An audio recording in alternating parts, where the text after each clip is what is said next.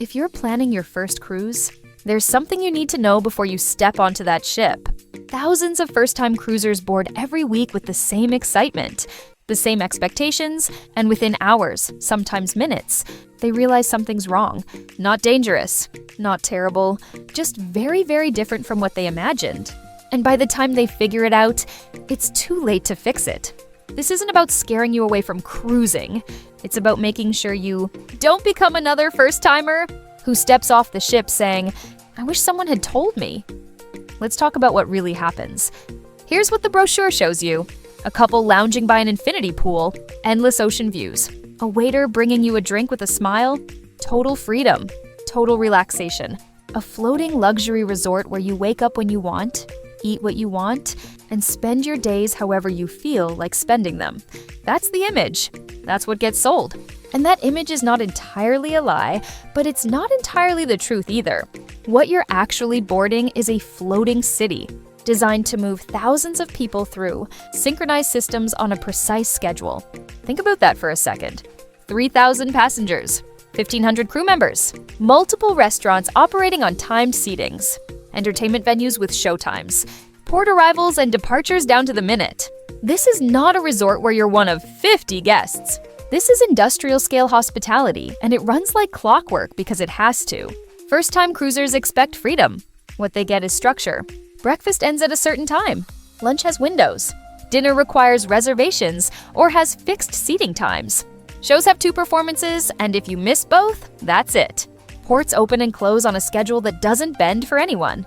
Even your room gets cleaned on a schedule, which means there are times when you can't just retreat to your cabin because housekeeping is there. None of this is bad, but it's not what people expect. The marketing shows you the dream. The reality is a highly organized operation where spontaneity takes a backseat to efficiency. And if you board thinking you're entering a week of total, do whatever you want relaxation, that gap between expectation and reality hits hard on day one. Walk onto any cruise ship and you can immediately spot the difference between first-timers and veterans. First-timers are relaxed. They're thinking, we've got all week, we'll figure it out as we go. Veterans are moving with purpose. They've already booked their shows. Their dining reservations are locked in. Their shore excursions were secured weeks ago, and their spa appointments already confirmed. Here's what first-timers don't realize until it's too late. Popular shows sell out, not eventually, immediately. That comedy show everyone's talking about? The magician your kids want to see? Specialty dining at the steakhouse or Italian restaurant? Gone by the second day if you didn't book early. Shore excursions to the best attractions? Sold out before the ship even leaves port.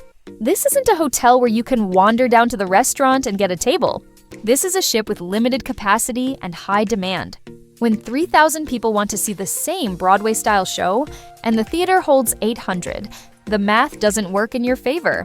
The cruise line actually lets you book most of these things before you even board, months in advance.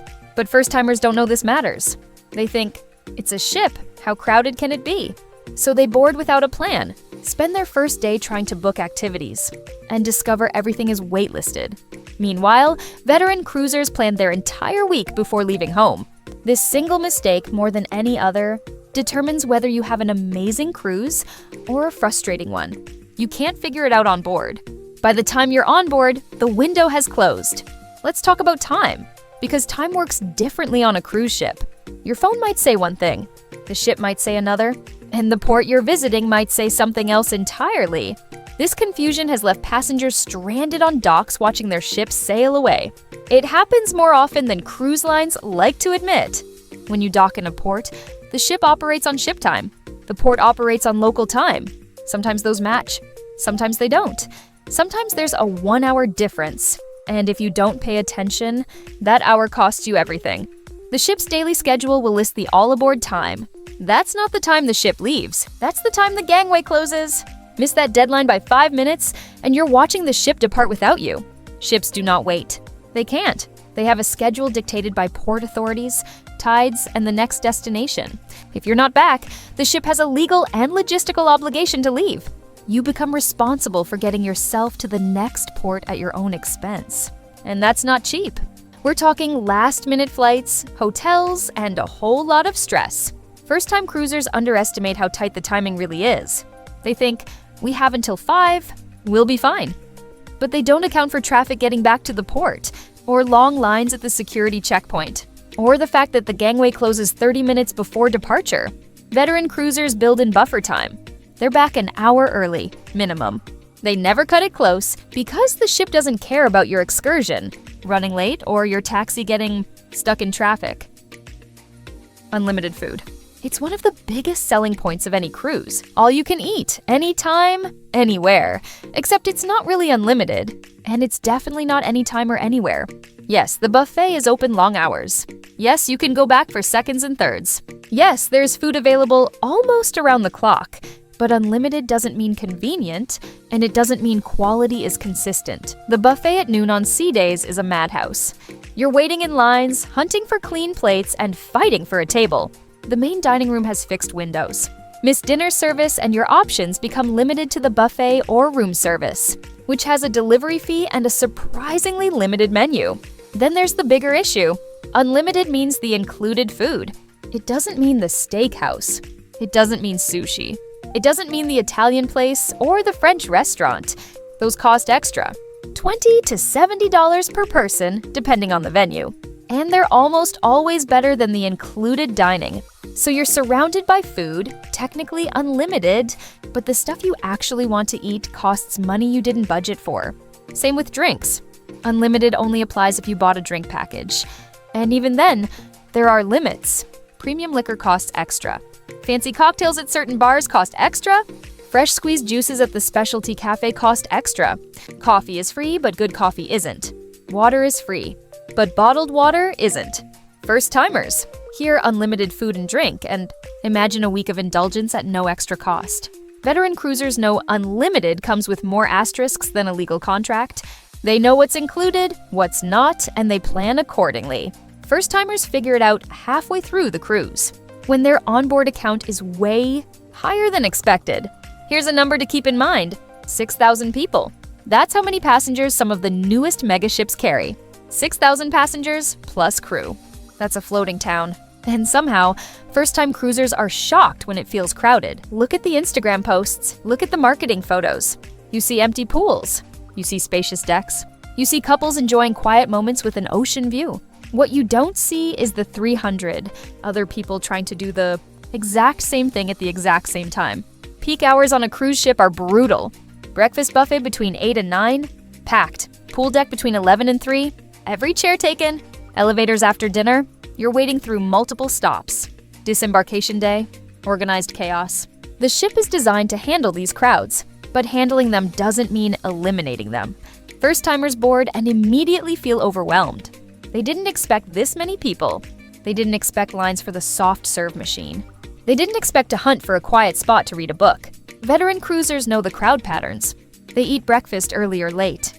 They find the smaller pool on deck 14 that nobody knows about. They know which bars are quiet, which areas stay empty, and when to avoid the main attractions. And here's the thing about crowds.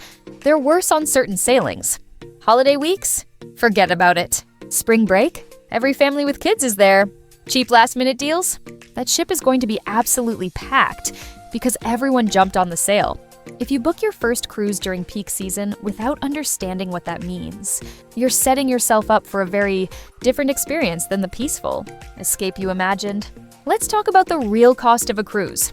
Because the price you paid to book is not the price you'll actually spend. Not even close. Your cruise fare includes your room and most food. That's it. Everything else costs extra and everything adds up fast. Gratuities, automatically added to your bill, usually $15 to $18 per person per day. Drink package if you didn't pre-buy it, $60 to $80 per person per day. Wi-Fi, $15 to $30 per day depending on the package. Specialty dining, we already covered that. Shore excursions, anywhere from $50 to $300 per person depending on the port and activity. Then there's the stuff you don't think about. Photos? They're expensive, but you'll want them. Spa treatments? Even a basic massage is cruise ship pricing, which means inflated. Shopping on board? Duty-free doesn't mean cheap. Arcade for the kids? It's not included. Even printing your boarding pass or checking a bag at some ports can have fees. First-timers see a 7-day cruise, advertised for $1,200, and think, we can afford that. Then they board, swipe their room key a few dozen times, and step off the ship having spent $3,000. They're angry. They feel tricked. They blame the cruise line.